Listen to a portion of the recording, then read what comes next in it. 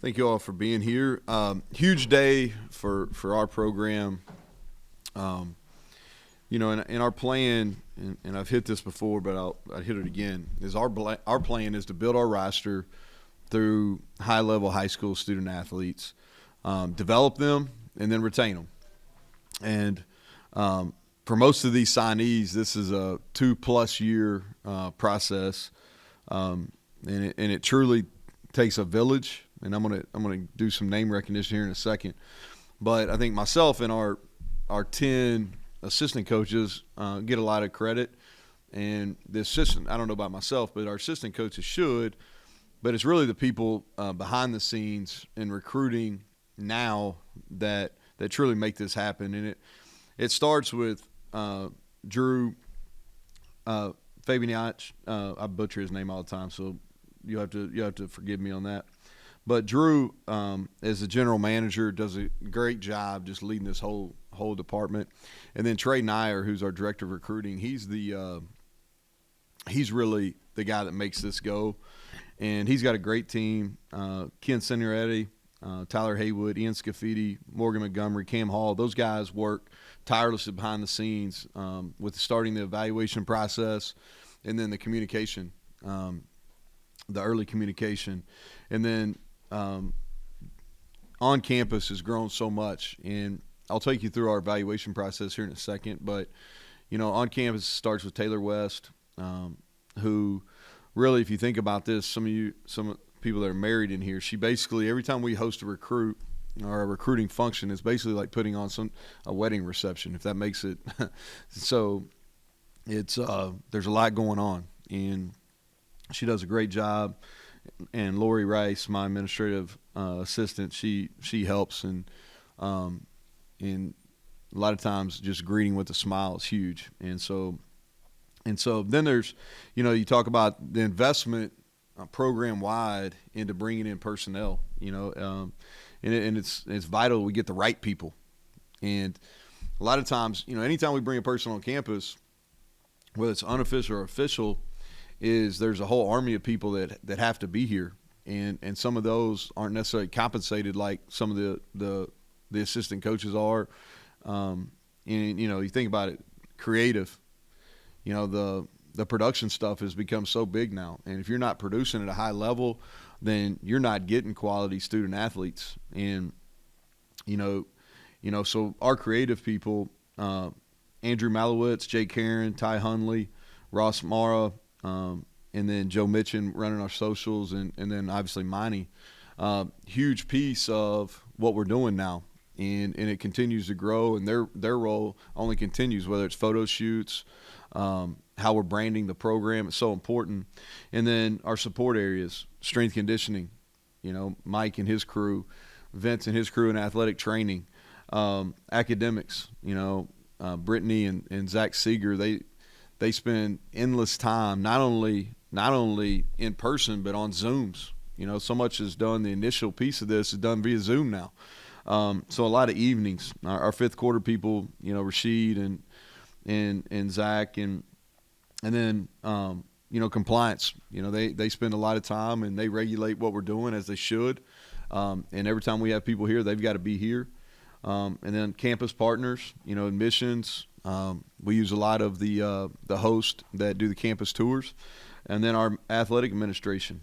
Obviously play a vital role, and Ren gets in front of as many of our guys as he can.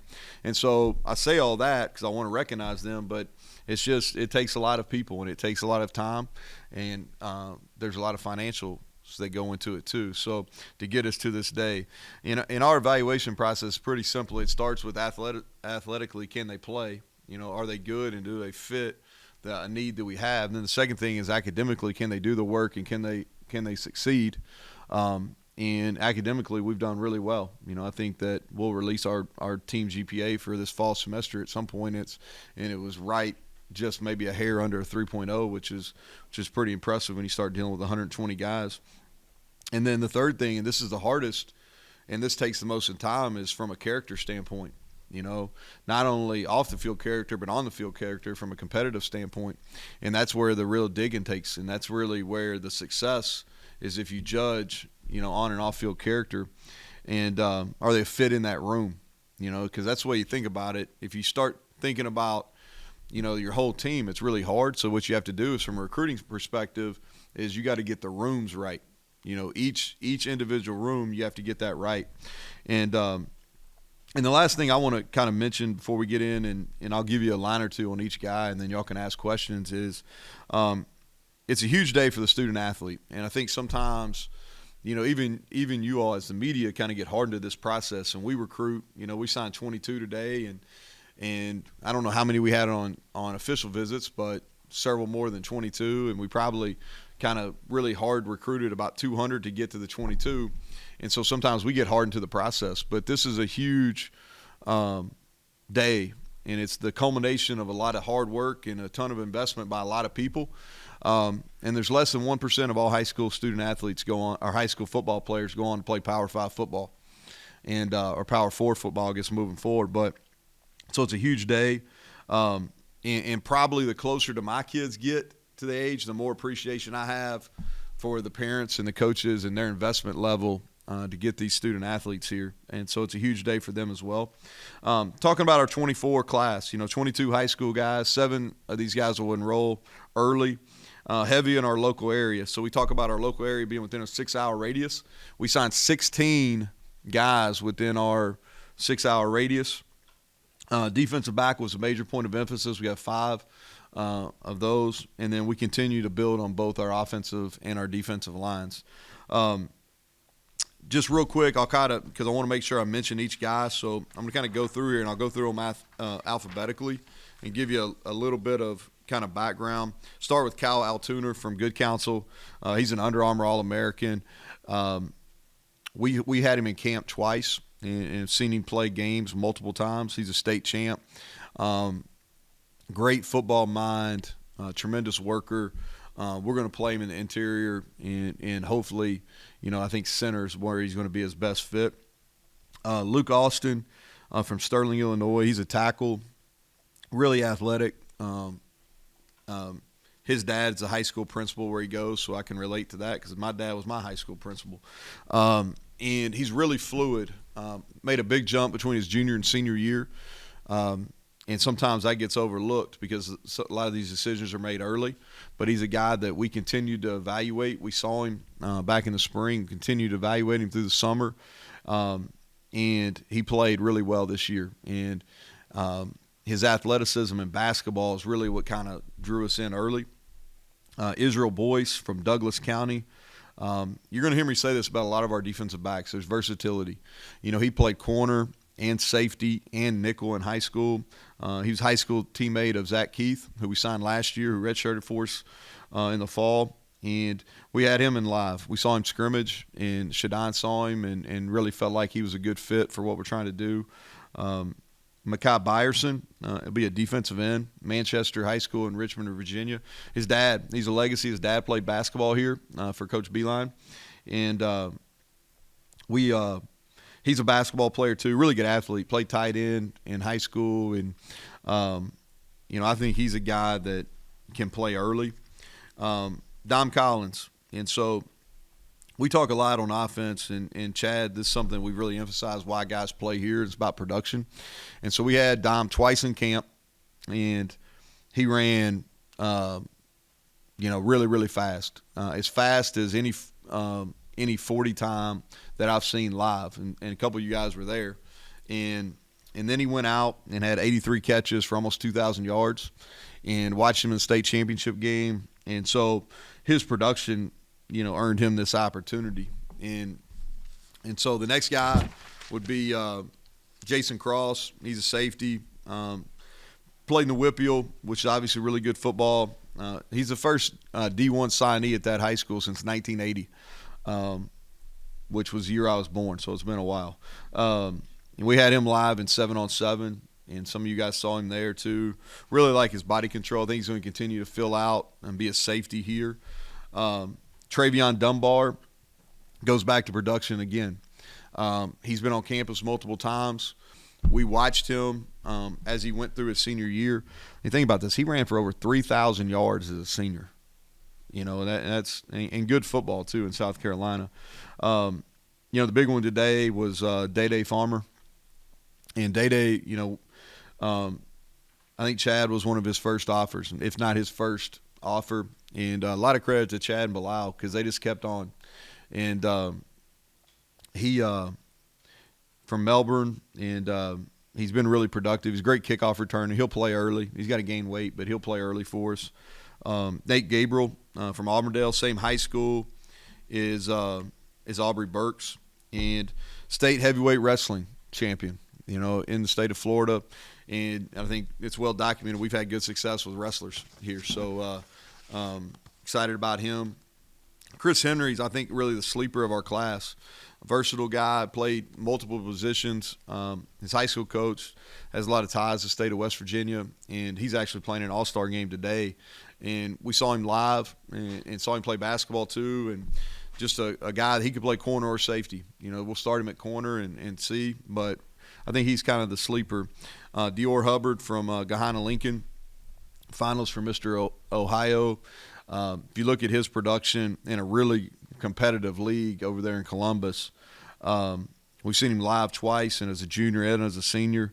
And he not only runs the ball, but he catches it really well. And he's a guy that I think, in that room that Chad's building, he'll be another guy that's going to be ready to play. We've had success playing guys early in there. Zay Jennings, really excited about him. Saw him as an option quarterback at Colerain. And early on in the process, they were doing box jumps in an off-season workout, and he jumped. I watched him jump, and I was like, man, this is going to be bad. He's going to gash his knee pretty good here. Sure enough, he jumps on top of it. And I'm like, whoa, okay. And end up transferring to Winton Woods, played safety. That's what he'll play for us. And he'll be here in January. I think he's going to be a guy that'll be a contributor for us early. Curtis Jones Jr. from Cabell Midland. I think he might be the best football player overall in the state as a high school senior. I thought he was really good. Played running back there. We project him to be a linebacker. We had him in camp. He ran really well. I think he's got a huge upside. And Elijah Kinsler won a state championship at Bergen Catholic. That's one of the top high school programs in the country. AJ did a great job staying on him. And great family, a lot of energy. We saw him live as well multiple times, but he played extremely well as a senior. He's an early enrollee too. Obina Onwuka, he'll be an edge guy for us. He's got speed and power.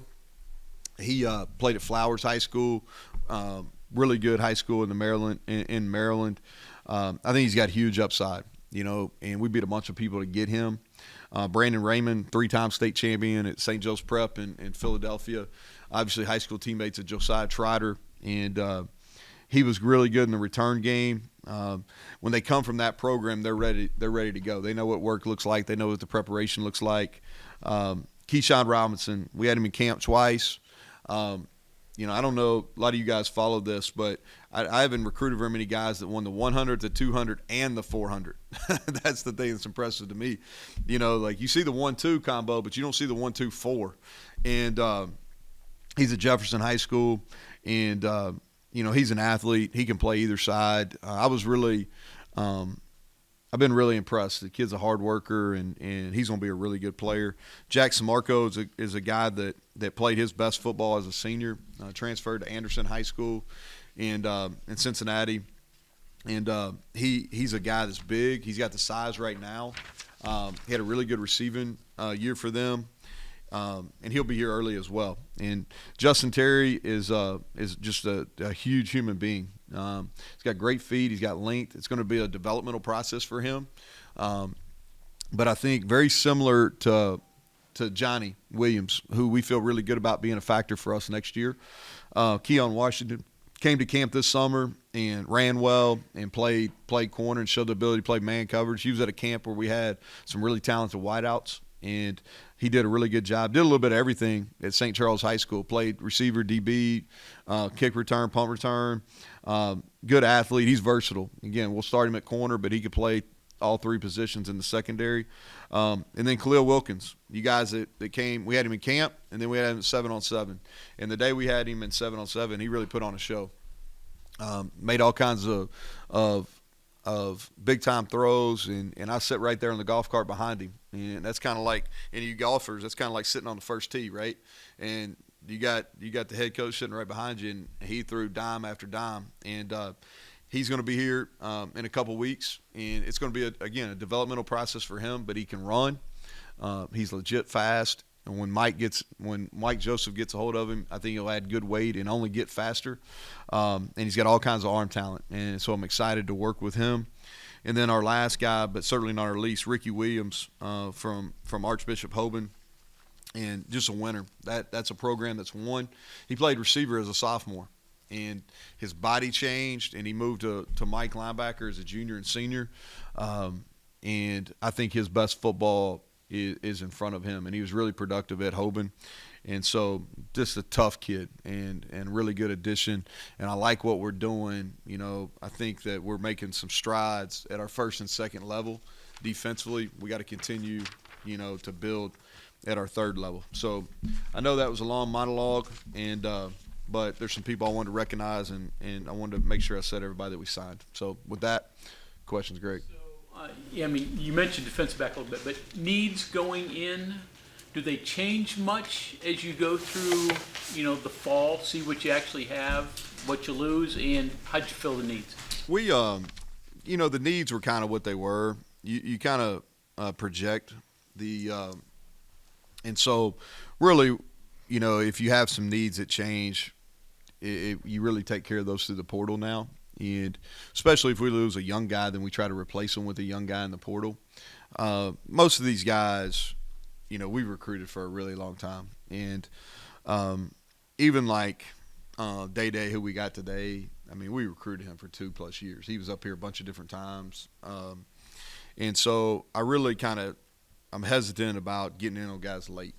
And just because – so our needs at the start pretty much maintain our needs. If something happens during the fall, then we usually, in this time, we're addressing through the portal.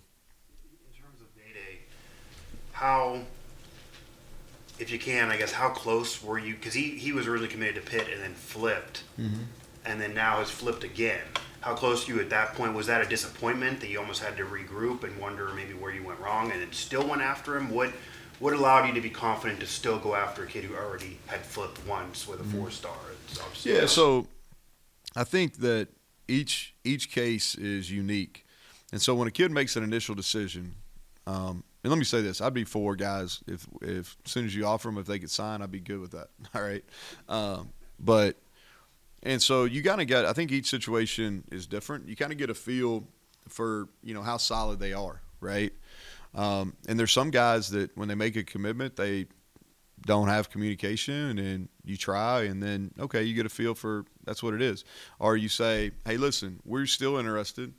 We're not going to communicate as often, but if you reach back out to us, and there's some guys that you just get a feel that this is the best place for them, and you're going to pursue them to the very end. And that's what it was with Day. Felt like that Chad, Bilal, and myself, all three of us had really good connections with him. And if you look, he'll start in the slot. And if you go back and look from about 2007 on, we've had really good success with slots. Some really highly productive people. We had them at Troy. We've had them at Kentucky. We had them at Tech. We had them back at Troy. We had them here. And so our track record with slot receivers has been really, really strong. And, I think, too, that with our receiver room, we set out about a year ago, and it's been a process really that we've kind of started remaking this receiver room since we underperformed that bowl game 2 years ago in Arizona. And the people that we had, it wasn't a great room. The camaraderie wasn't great. The chemistry wasn't great. So it's been a kind of a process to get that room where they work. They've got a really good attitude. There's good energy in there. They're good teammates. And we've got a mix of different types of players, but we got some veteran leadership in there and some guys that that are role players. And so it's been a process, and I don't think the makeover is just complete just yet. But I really like kind of where we're going with that room, and I think Bilal Marshall has quietly done like a great job in that room, handling that room. If you look at what he's got, like our guys, like if you look at we're playing 3 freshmen a lot, and we do a lot. I'll let Jed come up here and preach on that, but we do a lot with them.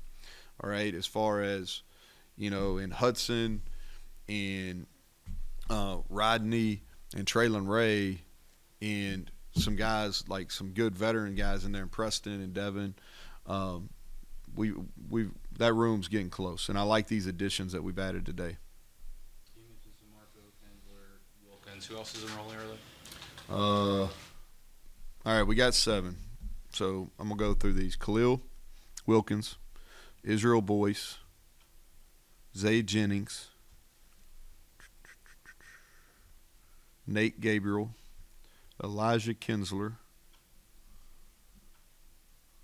Samarco, and Obi. Is that right? You mentioned the 6-hour radius early in your remarks. Has that been the biggest adjustment or thing that you've learned from the time you started to where you are now in your 5 years here? Yeah, I've got a much better feel for like who we can get and what's the right fit. There's no doubt. You got to recruit a big area here, and I think that you can get spread too thin if you're not careful. And I think it takes a little while to get the right people in the right areas. And I'm not saying we got it figured out just yet. There's probably some areas that we need to continue to work on. But it's been a learning process. Yeah, absolutely. But I think we had the right idea at the beginning. I don't know if our execution was the best. But I think that we're getting closer to what we need to be. This seems like this is a product of what you've learned over 5 years, what we see today. Is that fair? Yeah, absolutely. I think that, I think too, probably over the last, certainly over the last year, we've got, I'm probably more comfortable in knowing who's going to be successful in our program here. And we're not exactly for everybody. And even if that kid's not the highest rated kid, I say no a lot more than I probably used to. And if I don't have a good feel when they're here or when I go to see them in school or in their home, if I don't have a good feel, then we X those guys. Where in the past, and I think that's just part of becoming more comfortable too. But in the past where I would maybe take a chance, I'm less likely to take a chance unless we have a great room. If we have a great room, I don't mind putting a at-risk kid in there because I think we can, the overall quality of the room will take over. But, yeah, for sure. What was Dom Collins' reaction? I think you just recently offered him. Yeah, he's excited. Yeah, he's excited. He, and the thing, it's going to be a process for him. He's got great speed. He's improved a lot as a football player over the last calendar year. But there's a lot that he's still got to continue. He's got to add some weight. He's got to add some muscle. I think that from a return standpoint, he may be able to help early. He's got a lot to still learn receiver wise. I think he would echo that. But man, was he really, really productive, and I think that he really wants to be here, and I think that matters. When you took over, did you expect that the state of West Virginia would produce what you've already had coming out of the state, and then now you got 3 more in this class? Did you think that was going to be possible? Well, I didn't know to say that we would have that many starters on offense from West Virginia. I don't know if that was my expectation. I've always felt like this, and I think you and I have had this conversation before. I always felt like if you could have, 20 to 25-year scholarship players were West Virginia products, then that meant that, a little over a quarter of your roster understood what the program meant to the state. And they could really not only set the standard but also communicate how important it is to our state that and who we represent. They could communicate that. And so I always felt like if we could get around that, and we also know that, because of our population, not because of the level of play or not because of the coaching, but just because of our population, we're not going to have as many as some other states. And so I think that you have to identify them early, and then you have to recruit them. And listen, we didn't get every one of them. There's probably at least one, maybe two that could have played for us in the state this year that we didn't get, and it's going to happen sometime. But I think over the course of our 5 years here, we've got a high percentage, if not almost all of them, that have the potential, and so I think we got to continue to do that.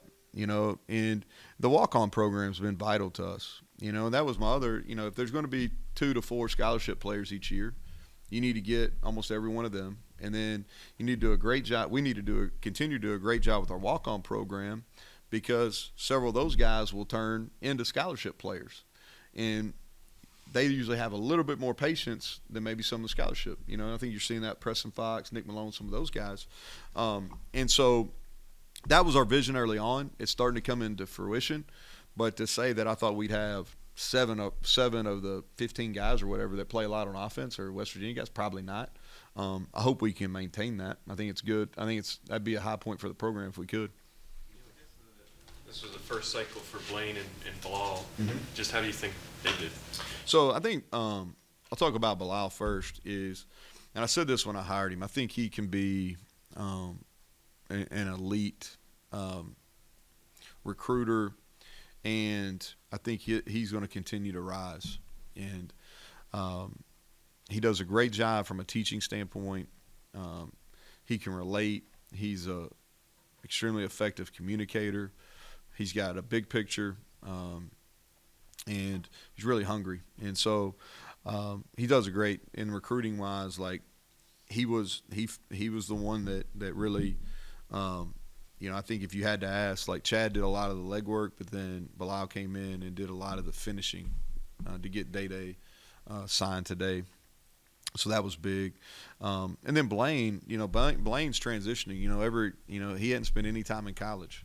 And so this was a huge transition for him in the recruiting, and he's still learning. The thing that he does a great job is when he's in front of the player, there's nobody better on our staff that can sell West Virginia and what it means. I mean, he grew up in this building, and so he can sell what that means, and then he'll continue to understand not on all the stuff that goes into it and how to set up recruiting and stuff. So I would say he's in the process, but he's going to be really, really good at it. How important is it also to try to pinpoint someone to try to get locked in early in the process, namely like Abina, for example? He was locked in and vocally like recruiting guys, becoming a WU fan for almost a year now. Yep. It felt like.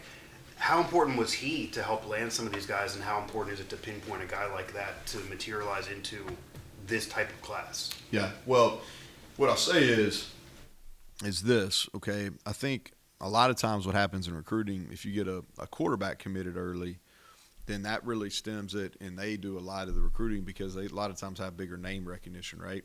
In those years where you're going to be more patient with your quarterback recruiting, or you're not taking a recruiting, you need some strong personalities on each side of the ball.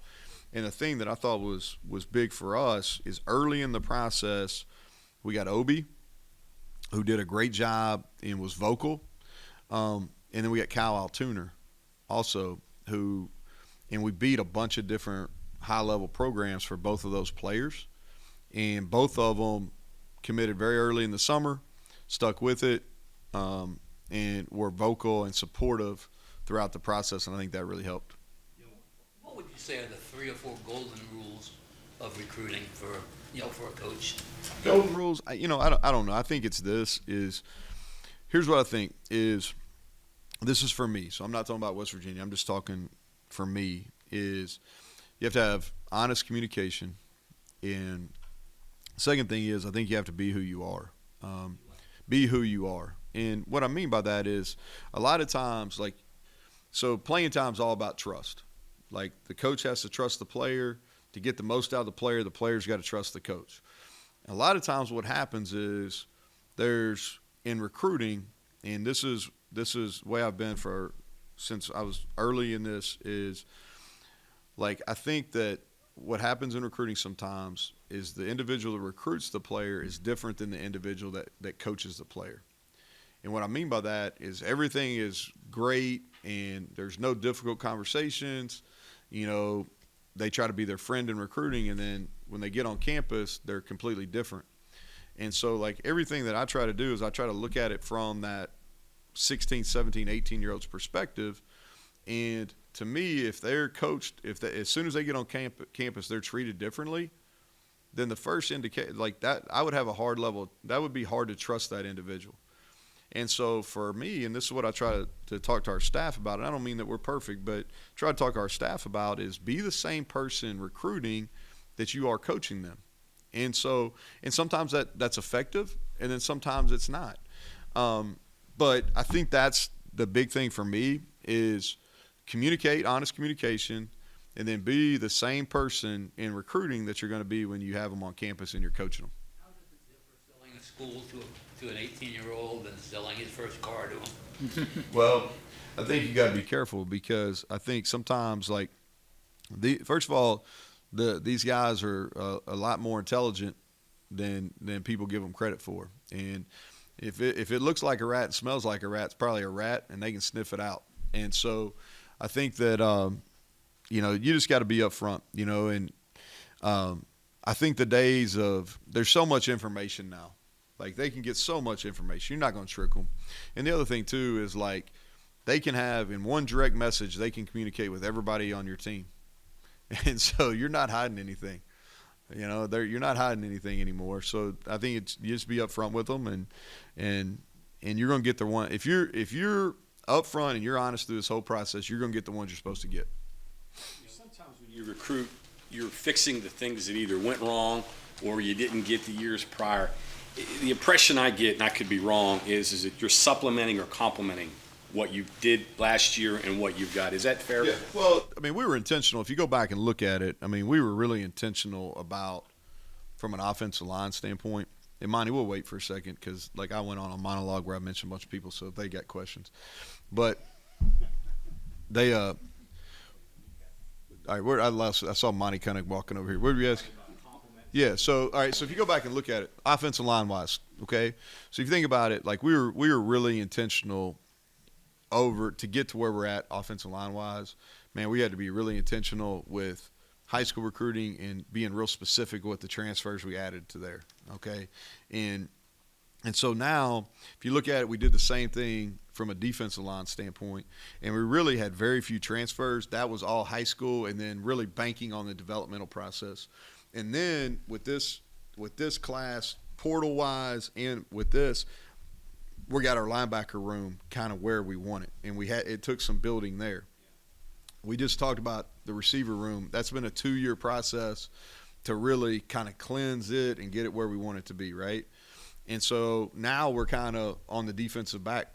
We got to kind of, you know, we've got to get in more quality depth, more quality players there, and we're going to have to address that. We did it in high school. We got 5, and we're in the process of doing that in the portal. Probably need to add 1 or 2 more in the portal as well. And so you've got to be intentional and think about it, like, from my perspective, the way I'm looking at it is rooms. Like, we got to get the rooms right. Along those lines with the linebacker, just kind of interesting here. You talk about the way you built the defensive line linebacker, but I was just thinking about what you said about Floyd at Spear the other day, where you kind of have been playing 5 defensive backs, and now you're adding pieces in the line. I'm not saying you ditch what you have, but, like, more traditional, like 4-3 or 3-3 with linebackers, just because I think you wanted bigger bodies at that second level and more of them there. I'm not saying it's the wave of the future, but it gives you that weaponry or that ability. So what we're trying to do is, you know, we've been a 3-4. That's really what we've been all year. We've been a 3-4 defense, and that's what we want to continue to be moving forward because we think we can really I think it's a better fit. You know, John asked the question about you kind of learn, and as we've learned, like, there's certain body types that we can recruit, and some of the bigger defensive ends, you see us sign them today. We feel like we can get some of those bigger bodies here. And then from a linebacker standpoint, really looking at 2 box linebackers where before this year we were playing more of a kind of a one true Mike and then kind of a faster guy at will. And now we've gone to more playing 2 of a box linebacker, and we got to add to those. And you want those guys bigger and can grow. And then you want to have the ability where you can match personnel a little bit. We won't do this necessarily in the bowl game, but you want to have the ability where you can play a bigger kind of Sam linebacker to the field, all right, what we call a spear, and then having another DB to add in and nickel, you know. But we don't have that. You know, we don't have that versatility just yet. And so we got to continue to do that. With the way recruiting has changed, Neal, is this kind of it for high school kids? Do you kind of turn full focus to transfers, or? So what we're going to do is, so you're asked about the February signing. Like, I'm not saying we won't. You know, there may be an instance where we could, but that's not what I have planned right now. So I think we've got 6 transfers right now. That's probably going to be in the 10-ish. You know, I'd like to add, get it, we talked about 8 to 12, so I'm just falling in the middle. When we start in January, and what we're going to do is now our attention turns, and just talking about our 24 roster, is trying to add quality walk-ons. A lot of those guys will be from the state of West Virginia, but we're going to spend time investing in that. And now with the new calendar in 25, our 25 class, we'll spend the month of January working on that. Obviously, busy time of year. You got a chance to talk to Jared about taking the Troy job? Yeah. And, so happy for him. Wanted, that's a place that means a lot to me. I talk about Troy sometimes, and like that was my first Division I job, first coordinator job, and first head coaching job. So a lot of first at Troy, and then 2 of our kids were born there too. So, I thought the really the final pool of candidates, I think any of those individuals would have been a really good hire for Troy, and Jared will do a great job. And that's his family will be a great addition to that community too. Candy and their 4 kids. Comments about the safeties and versatility there. Mm-hmm. Does that fold into like Mike's question about what you're trying to do going forward, having more versatility with what you can do with the cat and and those other guys to match better? Yeah, that's exactly right, Kevin. So what we want to do is, if you look, speed and length. That's what we're trying to do. Speed and length, and not necessarily pigeonhole. Hey, this guy's got to be a corner. This guy's going to be a nickel. This guy's going to be a safety. Let's get them all. And what we'll do is now, starting in the winter, is they'll kind of go, and we'll move those pieces around a lot in the spring and into fall, in the summer and fall camp, trying to figure out what the best position for them is. We just hadn't had enough. If you go back and look at our snap count of how many snaps that Aubrey's played, how many snaps that Anthony Wilson played, Marcus later in the year, we got to get some more guys that can play. Whether those are transfers or whether those are high school freshmen that are coming in, we got to play more bodies back there. And then the other thing too is we haven't played as well in special teams. Our punt team's been great, but we got to get significantly better on kickoff and punt return and kickoff return. And where we're missing is those mid-type bodies, right? Linebackers, bigger safeties, and those are the ones that show up on kickoff. If you look at ours, our kickoff team has less of those bodies than most people we play against. So we got to be able to in some of this transfer-wise and high school recruiting, the thought process not only on defense but also getting help on special teams. Kind of a long-term back view.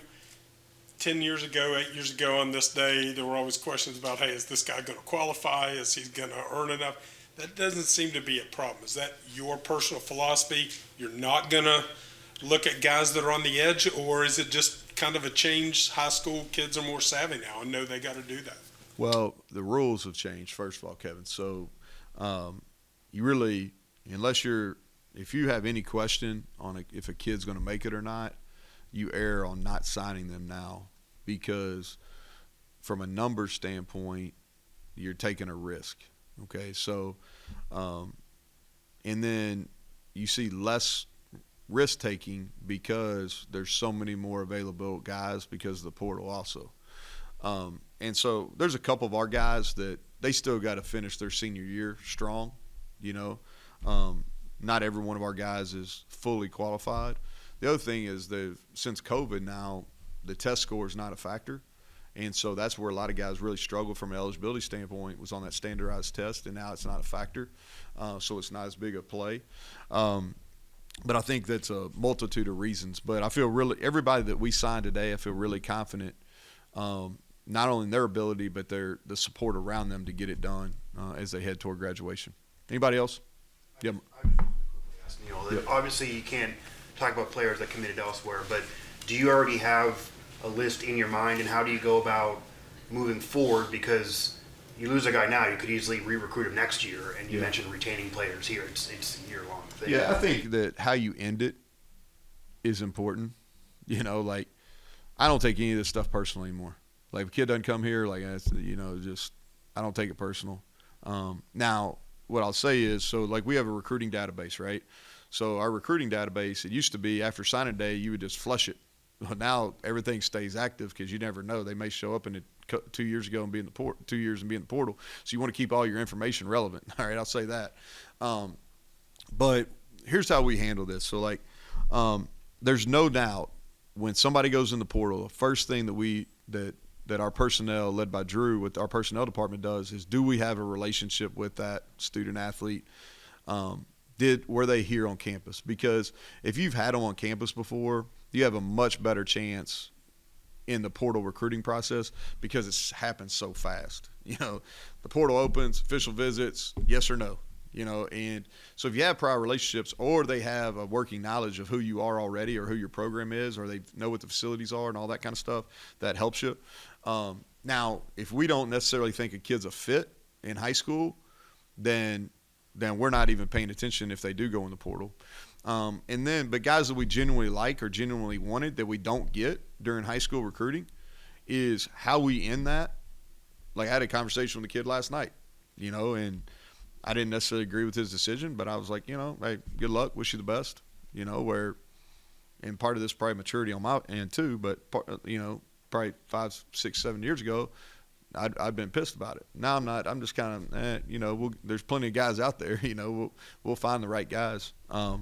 Mike, you had a question? Your 3-4 for a second. Your defensive line would kind of look about the same, right? Bigger guys at the ends who could tackle end. Yep. I understand cornerback. Still have Captain Free. But those 4 positions, right? Not linebackers.